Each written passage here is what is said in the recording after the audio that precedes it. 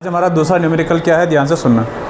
A force of 5 newton gives a mass m1 an acceleration of 10 metre per second square. अब ये बताता है हमारे पास हम क्या कितने न्यूटन की फोर्स लगा रहे हैं, 5 न्यूटन की फोर्स लगा रहे। मास हमारे पास m1 है, एक्सेलरेट कितना हो रहा है 10 मीटर पर सेकंड स्क्वायर हो रहा है। दूसरा हमारे पास कोई मास क्या है m2 है, वो कितना एक्सेलरेट हो रहा है 20 metre per second square.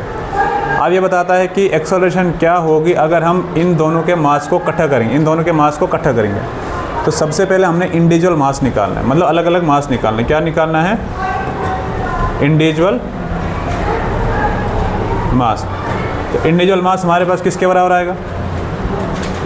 Force अपान में ये हमारे पास मास आएगा। तो फोर्स हमारे पास कितने न्यूटन लग रही है, कितने लग रही है 5। पहले का मास कितना है 10, तो कितना निकलेगा, कितना आएगा 0.5 kg। दूसरा हमारे पास m2, तो F अपान m2 क्या आएगा हमारे पास, नहीं m2 नहीं, यहाँ पे सॉरी, यहाँ पे A1 आएगा और यहाँ पे A2 आएगा। तो हमारे पास क्या है कि पहले में कितना लग रहा था फोर्स 5, दूसरे में वही लगेगा। दूसरे में एक्सेलरेशन कितनी आ रही है 20 आ रही है। तो 5 को 20 से करेंगे कितना आएगा 0.25 आएगा। कितना आ रहा है, यही आ रहा है ना, निकालो ज़रा, यही आ रहा है ना। तो हमारे पास m1 मास ये आ गया और m2 मास ये आ गया।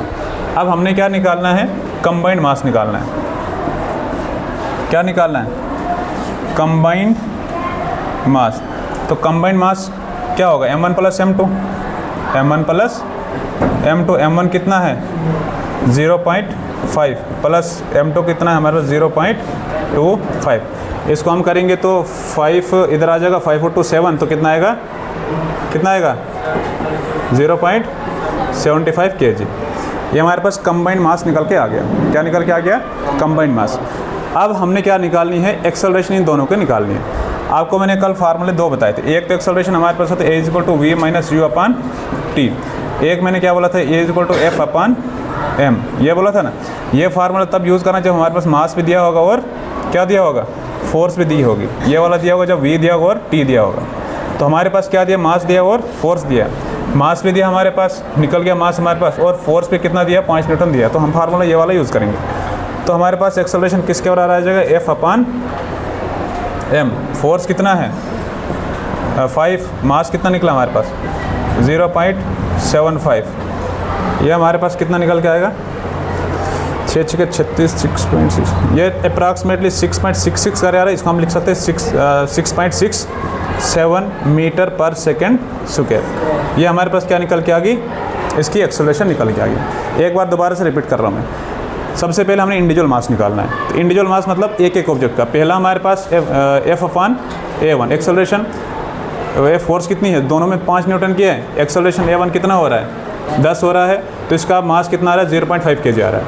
दूसरा हमारे पास कितना एक्सेलरेट हो रहा है 20। फोर्स के हमारे पास बिल्कुल सेम 5 न्यूटन की है, तो F/A2, तो क्या आएगा फोर्स 5/20 कितना का 0.25 kg। अब इन दो के मासेस को क्या करना है, कंबाइन करना है। तो कंबाइन करना है तो मेरे पास कितना निकल के आ गया 0.75 kg। अब इसके आगे क्या पूछे उन्होंने, एक्सेलरेशन निकालना है। तो एक्सेलरेशन मैंने आपको बताया, आप 2 फार्मूले यूज़ कर सकते हो। अब F/F तब यूज़ करना जब हमारे पास मास भी दिया होगा और फोर्स भी दिया होगा। हमारे पास ये फोर्स भी दिया है और हमारे मास यहाँ पे कैलकुलेट कर दिया है।